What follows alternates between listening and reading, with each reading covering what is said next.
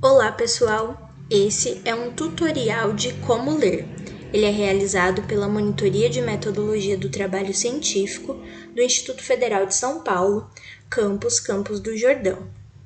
Quando a gente pensa na leitura como um processo de junção de letras e palavras, algo que a gente aprende aos 7 anos, parece ser um processo bem simples, né? Mas quando a gente pensa na leitura como um processo de compreensão de ideias, isso se torna um processo um pouco mais complexo. Essa leitura, como uma compreensão de ideias, exige um aprimoramento que acontece ao longo de toda a nossa vida. Principalmente se nós considerarmos os textos científicos, que são textos com maior rigor de pensamento e de escrita. Estes textos científicos exigem de nós mais tempo e atenção. A leitura, então, dos textos científicos, ela exige uma leitura interna e uma análise externa. A leitura interna ela está relacionada à leitura do texto em si, do texto propriamente dito. E a análise externa ela se relaciona ao contexto. A leitura interna exige algumas identificações. A primeira delas diz respeito à ideia básica, a identificação da ideia básica do texto, isso é, da discussão principal, daquela que anima todo o texto. Ela é a essência da produção textual. Depois disso, nós precisamos identificar as ideias secundárias, que são aquelas que apoiam e reforçam a ideia principal.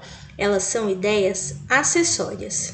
Posteriormente, nós precisamos identificar os conceitos, ou seja, as ideias elementares, as concepções. Os conceitos, eles estruturam o texto. Essas três identificações, elas fazem parte dos níveis do texto.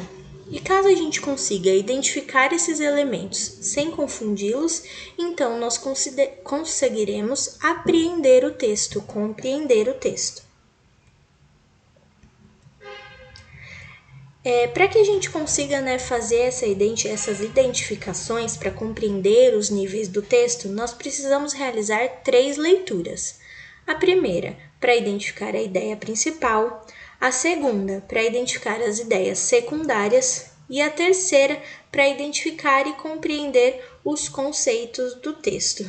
Claro que conforme o tempo vai passando e a gente vai se habituando à leitura desses textos, a gente vai tendo mais facilidade e pode ser que essas 3 leituras sejam dispensáveis, mas para os leitores principiantes elas são essenciais.